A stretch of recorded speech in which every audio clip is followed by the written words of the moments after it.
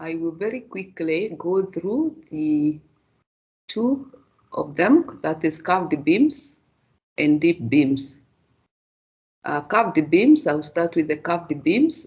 Beams carved in plan are commonly used in structures. There are different types of structures where we have the application of curved beams, for example, water tanks, balconies, curved ramps, etc.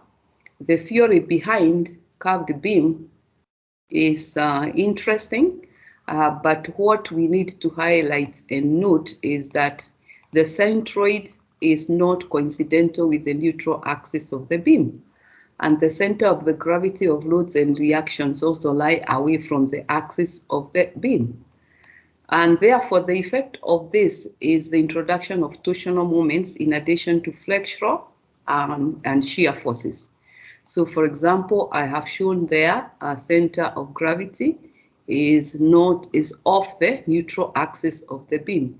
If that is the beam, and if you have supports, for example, at A and B, there is the importance of the angle subtended between the supports. There is also an important parameter, which is the radius of your curvature or your beam. A beam can also be completely circular, supported on columns as shown. So there are different varieties. This just shows that you need to pick all the important geometrical parameters that will help you in the analysis.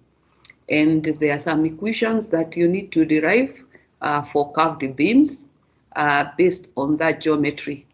And this is just a highlight to show how to go about it.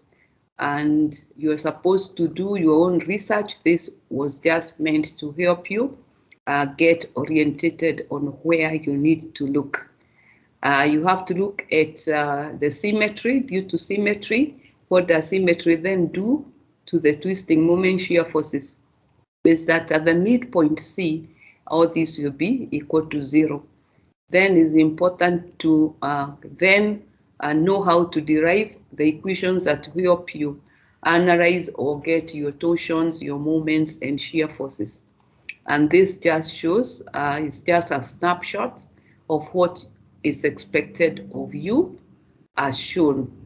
And due to the redundancies introduced, if it's a fixed support, for example, that's a redundant structure. So you will need to use other methods, more powerful methods than just the simple ones we normally use for beams. For example, I have just highlighted one, the strain energy method. You can use that one. You can explore that at a particular point. So this just shows a bit of the arithmetic involved. As you can see, the arithmetic is quite involving, capturing all those geometrical properties. And then you can come up with a table like the one I have shown, where the angles change. As the angle changes, you find that, of course, then the values of the important factors that you need to use in the analysis, they will also change accordingly. In the special case where the angle subtended is 180 degrees, then if you apply the equations derived, then you come up with a special case of your circular beam. And these are just the references, just a few. These are quite old references, but I'm sure there are newer ones. Now, moving on to deep beams definition, you need to know what is a deep beam. You know, in terms of the aspect ratios, the span to depth ratios, and they are defined in different ways by different codes, but those do not differ too much. So when you're dealing with a deep beam, then it's important to first define, is it really a deep beam or not? Some examples of deep beams, we see them all over the place. There's a concrete deep beam sitting on a central column as shown.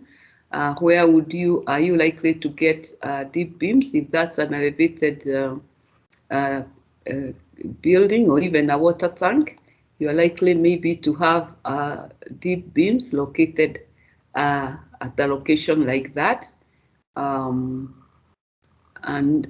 so on. You can also have a corbel in a building behaving like a deep beam. So the nature of deep beams, you need to know how do you address that. Again, this is just a snapshot to help you remain focused so that you don't scatter your mind too far. And then you need to also consider the distribution of the stresses for a deep beam. By virtue of it being deep, it deviates from a conventional behavior of the assumptions we make for non-deep beams. Look also at St. Venant's principle in relation to deep beam. What are the modes of failure? We can have flexural failure, shear failure, and also you are able to identify these modes of failures by visually looking at the cracking patterns.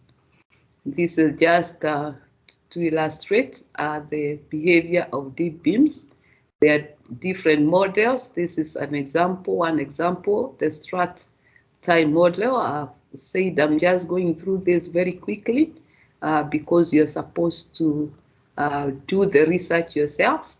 This is just to help you remain focused so that you don't get too scattered. And the next